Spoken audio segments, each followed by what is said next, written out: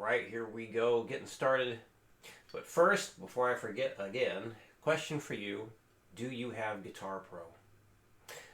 If you do not, I highly recommend getting it because it can be a very, very useful tool in practicing and getting to the point of doing music theory. Extra helpful because there's a lot of writing things down, figuring out certain chord stuff, scale stuff, and whatnot that Guitar Pro is going to make a lot easier to do. So, yeah, I'm going to turn all these, or all three of these, into PDF files so you have that as well, just in case you don't have Guitar Pro. But highly recommend you get it if you don't. Be very, very helpful. So, right, you mentioned that you want to get, know as much theory as possible so you can basically figure out anything that you want. So we will need to get into the theory stuff eventually, and we will, especially because we are doing the three things, so that's going to help out a lot. But I want to focus on the playing first, getting the technique a little bit better here, because some of the things that I heard in the video that you the last video that you made, you turned in, I'm going to address some of those things before getting into some theory as well.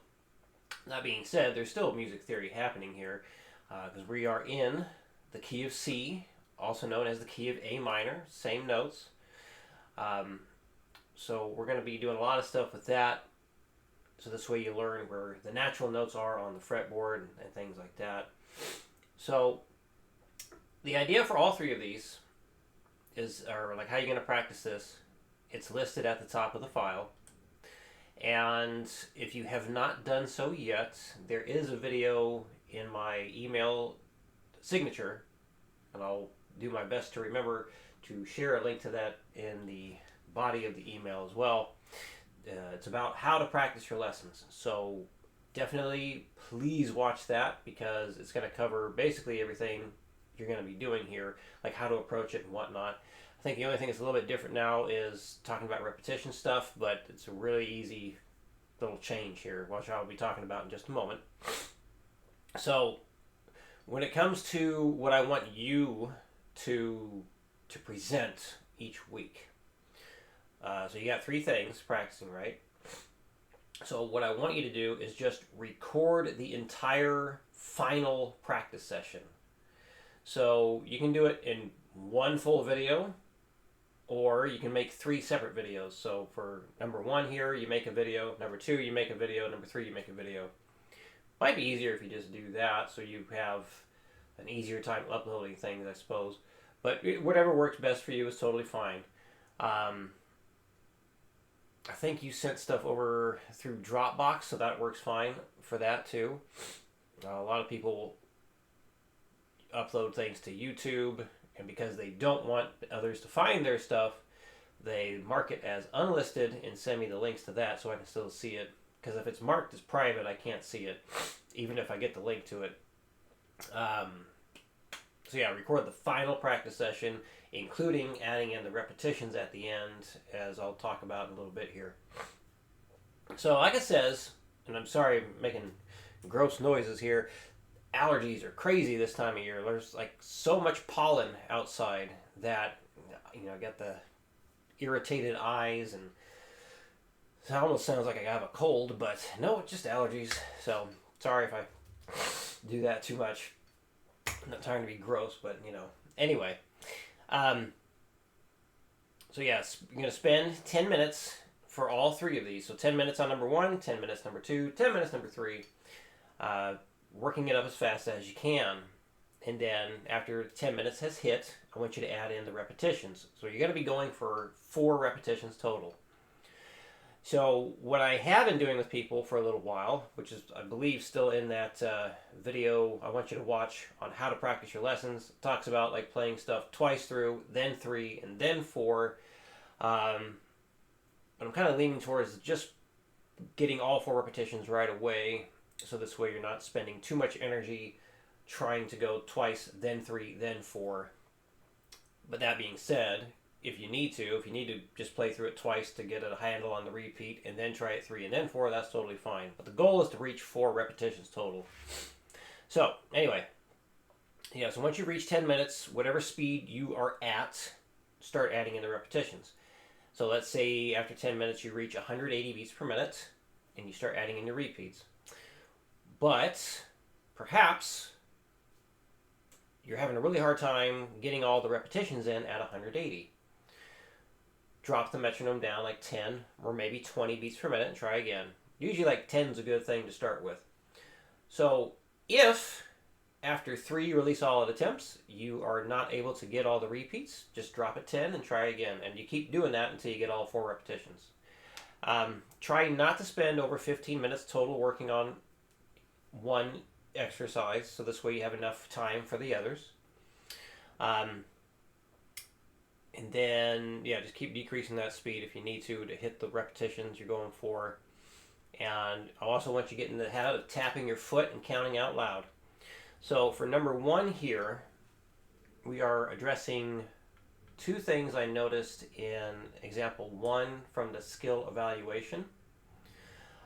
Basically, it's these 2 rhythms here. So this was incorrectly played as 2 half notes. So the way that you played it was like this.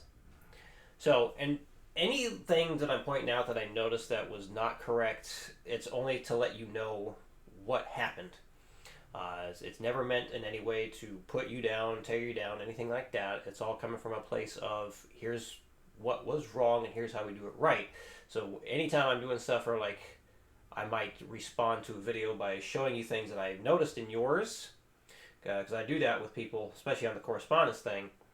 Like if there's things in the video that were done incorrectly, a lot of times I will kind of react to it and show you what I'm seeing in it, so this way you know what's going wrong so you have a better chance of playing it right. So just whenever I do one of these things where I'm pointing out like this was wrong and this is why, it's never meant to put you down. It's always meant to really lift you up, so this way you know exactly what's going wrong so you can do it right and do it better. So just a heads up on that, because I always feel kind of bad doing those things because I don't want people to feel like I'm just coming down on them, you know. But that's why we're doing this, to know what's wrong so we can do it right. And yeah, part of that skill evaluation is to find out like what you do know, see where your knowledge is at. So it's okay that you didn't understand what to do there, but I just want to point out the way you were playing it was as if it was 2 half notes. So you made the chords ring out 2 beats. So what we got going on here, whoops, there we go. So what we have here is a quarter note and then a dotted half note. So dotted quarter notes, yeah, in the 4/4 time signature, so it looks like you understand what that is. That rings out for 1 beat. The dotted half note rings out for 3 beats. So a half note, like right here, that rings out for 2 beats, or 2 quarter notes long. When you dot something, you extend the length of it by 1/2. So half of a half note is a quarter note. So a dotted half note lasts the length of 3 quarter notes, so 3 beats long. And then this right here, this is a tie. So when you strum this chord, it's going to ring out for 2 beats. So it's basically like a half note. When we have something that we want to ring out longer than the bar allows, we tie it across the bar line into the new bar or measure. Bar and measure, same thing. So counting out loud for this, what I want you to do from 60 beats per minute to at least 120, count all 4 beats as you go. If you can keep counting past 120, great. This will really help you make sure you know what beat you're on, okay? And I'm going to demonstrate that. Tap your foot as well. So I want you tapping your foot along with that metronome, the best you can, as much as you can. Little head bobbing, head banging, you know, nodding your head along with the beat. Also very helpful. I like to do that as well. When the metronome is going pretty quick, what I like to do is tap my foot every first and third beat, because sometimes it's just a little bit, you know, tiring for your, you know, leg muscles to be bouncing the foot like constantly. So that's an option. Another time, and other things where it's like really fast, like I might just tap my foot every new bar. So just a heads up on that. So eventually, tapping your foot just a little bit is okay, but in the beginning, especially in the beginning, tap that foot along with the click as much as you can. And I would say again, from 60 to at least 120. Make sure you're tapping every single beat. Nodding your head again is really helpful. Sometimes a little bit easier just to do that. Like at faster speeds, because you can just do tiny little nod, tiny little movement, and you can help lock into that metronome click even better. Okay, so I think that covers all the introductory stuff for this lesson. So what I'm going to do is demonstrate all this stuff at some different speeds.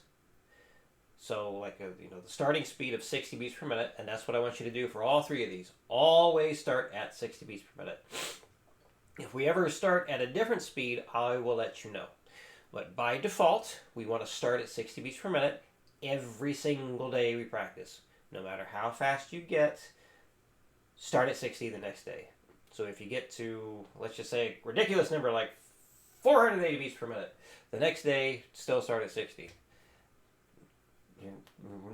No one's getting to 480 beats per minute in 10 minutes. That's just silly. And anyway, so I'm just using that as an example, just so you know, no matter how fast you got, start at 60. And always go up in 5 beat per minute increments, okay? So you basically play this correctly once, go up 5. Play it correctly once, go up in 5. So again, watch that video about how to practice your lessons. I go into much more detail about, what to think about when going faster and faster and faster, okay? So we're going to work this up without the repeat first. So the repeats, so this symbol right here with the 2 little dots and these 2 dots, that means you play within this for the repetitions. So right now, in working it up, we're going to ignore the repeats. And when we get to this chord, that is a whole note, which means it rings out 4 beats, but it's just easier to fill in the last bar with a whole note instead of always putting in like rest symbols and whatnot. So basically, when we get to this chord, just hit it and move on. Do not let that ring out all 4 beats because we don't need it to. This is the most important stuff in here, and then resolving it with that final chord. So I usually just say done when I hit that chord and then move up. So time to demonstrate that. I'm going to count off 4 so you can follow along. 60 beats per minute to start. Tapping the foot, counting out loud. Here we go. I'll be nodding my head a bit, so this way you can't see my foot tapping, but you can at least see the head bobbing. There you go. 1, 2, 3, 4. 1, 2,